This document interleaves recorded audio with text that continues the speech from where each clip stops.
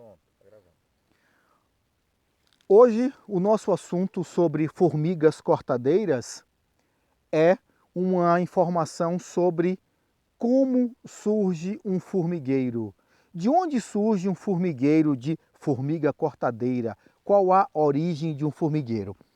Essa informação é importante porque com essa informação nós podemos entender o comportamento das formigas cortadeiras dentro de um talhão, como por exemplo esse talhão que nós estamos aqui, e como é que isso acontece também na região. Bom, vamos entender. Um formigueiro de formiga cortadeira surge de um outro formigueiro de formiga cortadeira. Para que um formigueiro consiga se reproduzir, é necessário que o formigueiro esteja adulto, ou seja, que ele seja um formigueiro adulto. E o que é um formigueiro adulto? Um formigueiro adulto está apto a se reproduzir quando ele atinge o terceiro ano. Ou seja, do terceiro ano em diante, cerca de uma vez ao ano, todos os formigueiros adultos soltam, liberam uma quantidade de tanajuras, que são fêmeas, e uma quantidade de bitus, que são machos. O mais interessante é que numa região, como a onde nós estamos aqui, nós estamos localizados entre os municípios de Luiz Eduardo Magalhães e Barreiras, exatamente no meio do caminho. Então, numa certa região, todos os formigueiros de uma mesma espécie, eles sincronizam o voo. E o mais interessante, por que que um formigueiro sincroniza o voo com outro formigueiro? Bom, é necessário entender o seguinte, num formigueiro de formiga cortadeira, a regra é ter apenas uma rainha. A regra é ter uma rainha.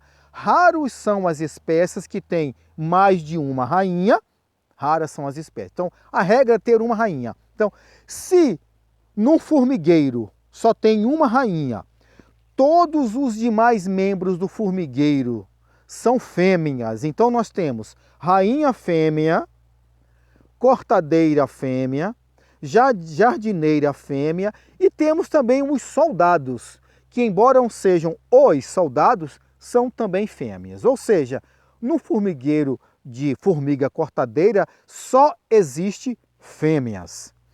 A partir do terceiro ano, uma vez ao ano, a rainha oviposita, além dos ovos que vão dar origem a cortadeiras, jardineiras, soldados, existe também os ovos que vão dar origem às tanajuras e aos bitus, tanajuras fêmeas e bitus machos.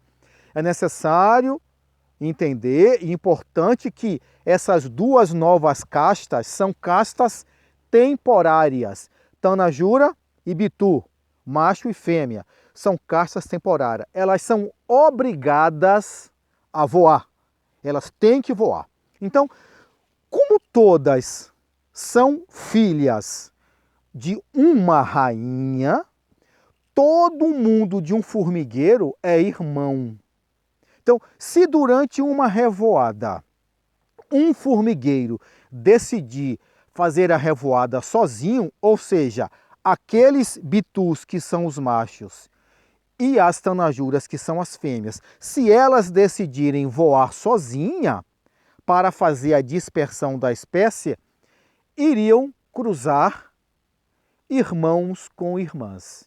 E aí haveria uma probabilidade alta de degeneração da espécie. Então, um formigueiro de formiga cortadeira de um local sincroniza o voo com o formigueiro vizinho a ele, próximo a ele.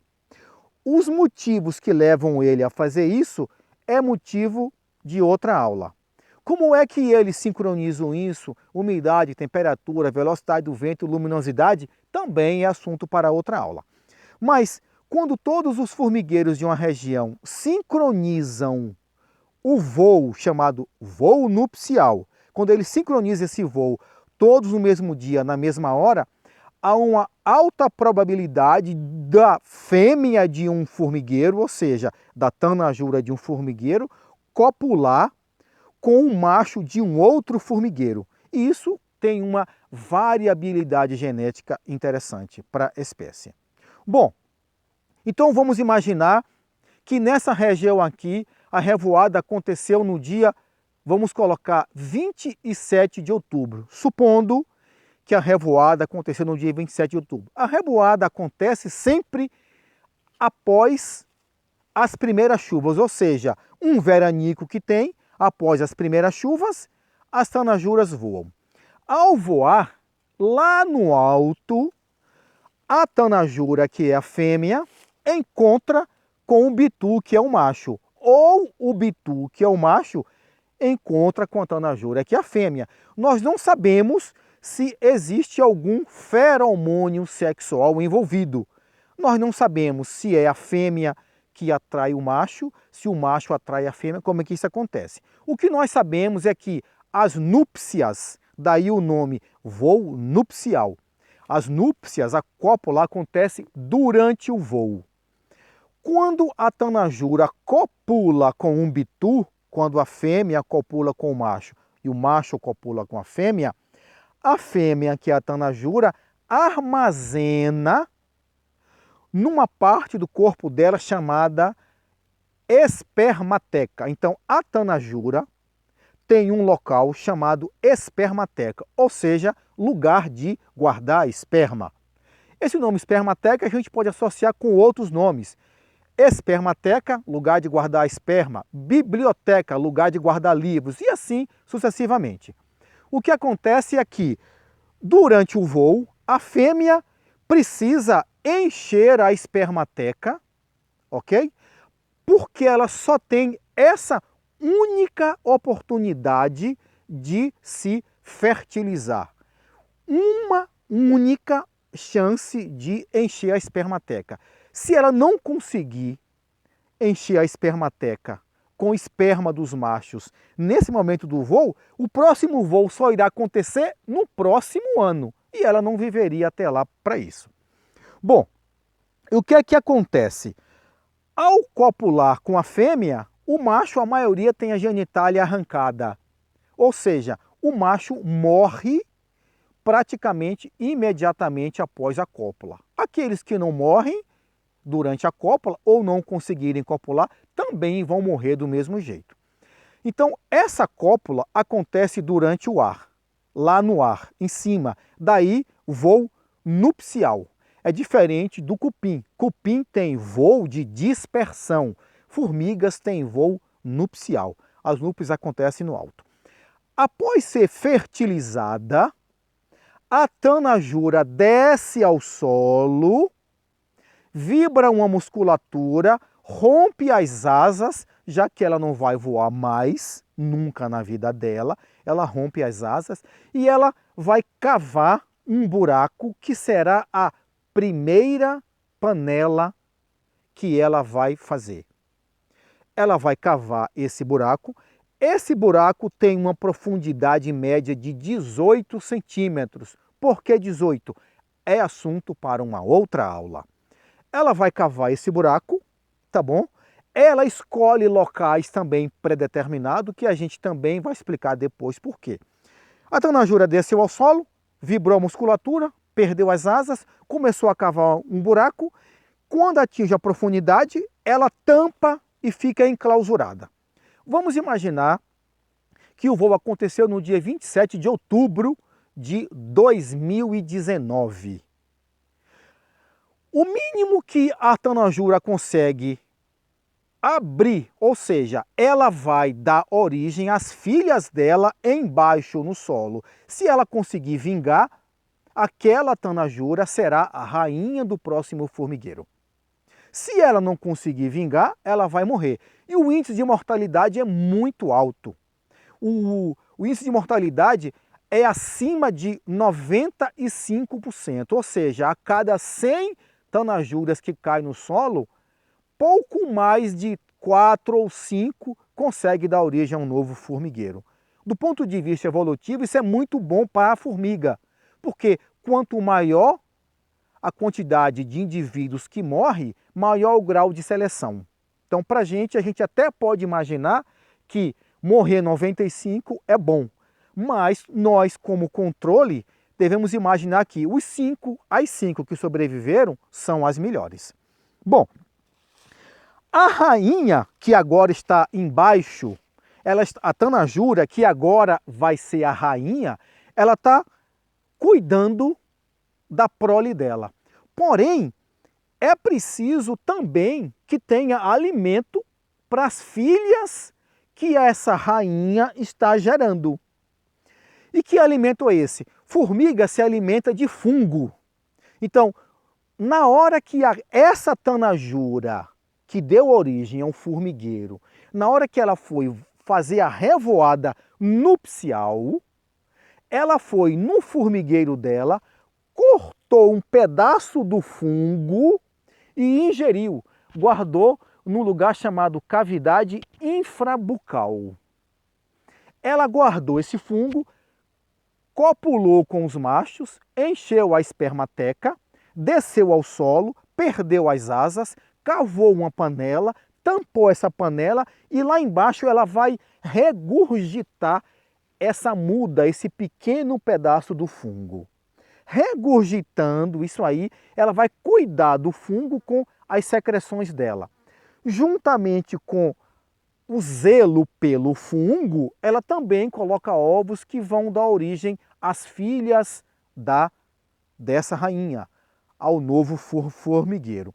Se essa tanajura conseguir cuidar do fungo e se conseguir produzir ovos e com isso eclodir formigas adultas, se ela conseguir cuidar disso, entre 68 a 118 dias aproximadamente, vai abrir um formigueiro. Então, nós estamos aqui diante de um formigueiro chamado formigueiro tanajura. Esse formigueiro, pelo tamanho da área dele, eu não tenho dúvida de que ele veio da última revoada. Eu estou citando como exemplo a revoada do dia 27 de outubro. Nós sabemos que o limite máximo para que uma tanajura consiga tornar-se rainha e esse formigueiro abrir seria 118, 120 dias.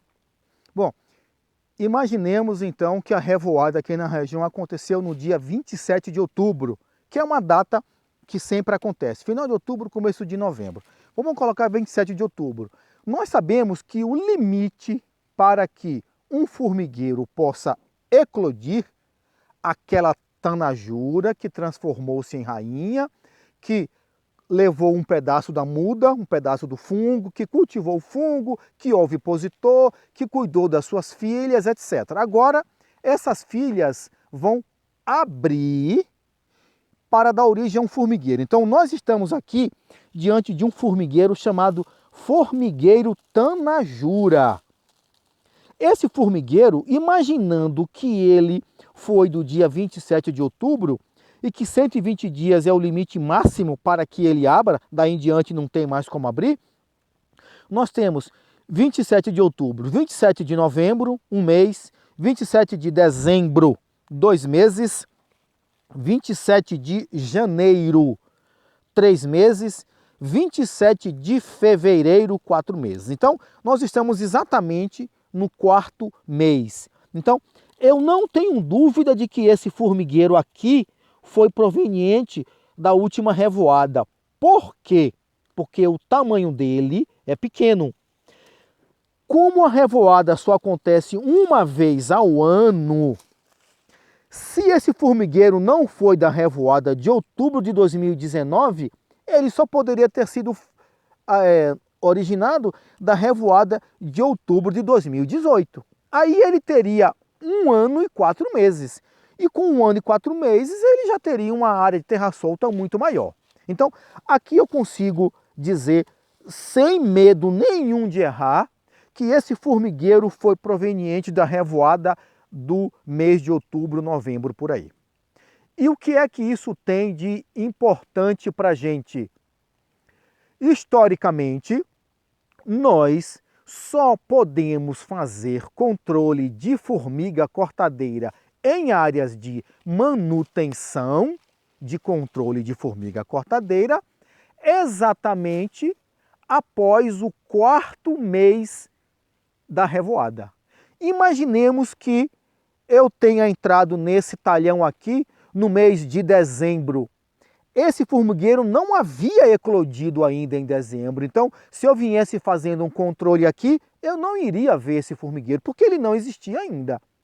Então eu consigo, marcando no meu calendário quando acontece a revoada, eu consigo prever quando é que eu vou iniciar o meu controle de formiga cortadeira. Esse formigueiro aqui, ele não tem 20 centímetros quadrados, ele não tem um palmo quadrado de terra. Então ele é um formigueiro fácil de controlar. Então, nós vimos aqui como surge um formigueiro. Isso é um formigueiro tanajura. Esse formigueiro tanajura surgiu da revoada do último ano. Então, vamos recapitular aqui para a gente fechar essa informação. Como surge um formigueiro? Um formigueiro surge de um outro formigueiro, desde que ele esteja adulto. O que é um formigueiro adulto?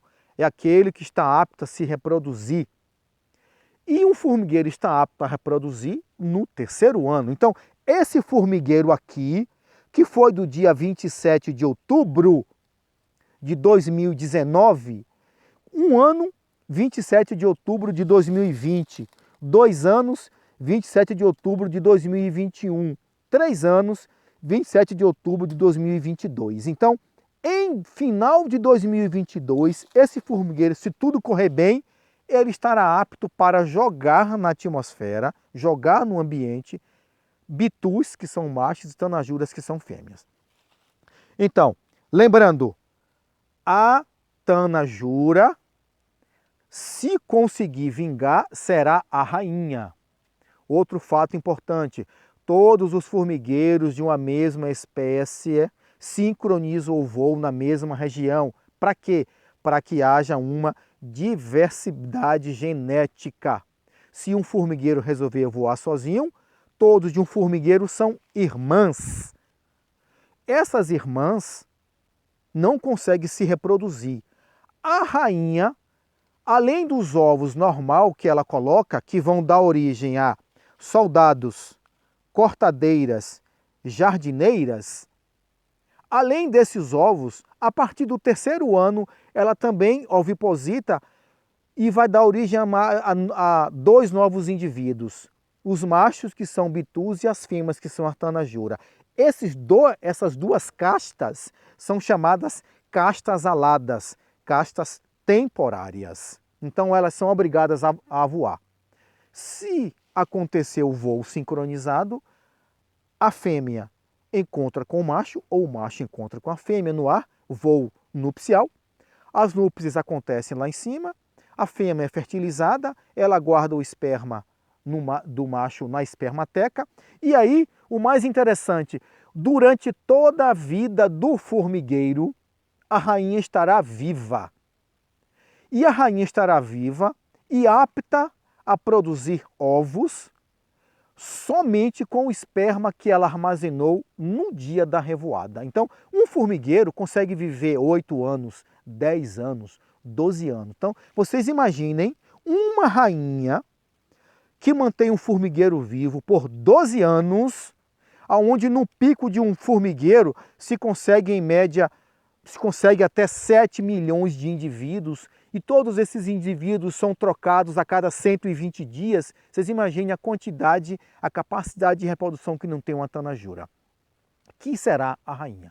Então, o formigueiro tanajura nos dá uma ideia de como anda a região. Se eu entro no campo e encontro muito formigueiro tanajura, é porque eu sei que em volta tem vários formigueiros adultos jogando tanajuras no chão, que, se vingar, dará origem ao formigueiro adulto. Então, é assim que surge um formigueiro. Um formigueiro surge de um outro formigueiro. E aqui nós não temos dúvida de que ele é um formigueiro tanajura, porque todos os formigueiros voam no mesmo dia, na mesma hora. Então, se esse formigueiro não foi de 2019, ele foi de 2018. E se ele for de 2018, ele tem 1 ano e 4 meses. E 1 ano e 4 meses não tem essa quantidade de terra. Estaria com uma área muito maior. Então aqui eu consigo saber se a região está tendo formigueiros adultos ou não. Ok? Obrigado, um abraço a todos.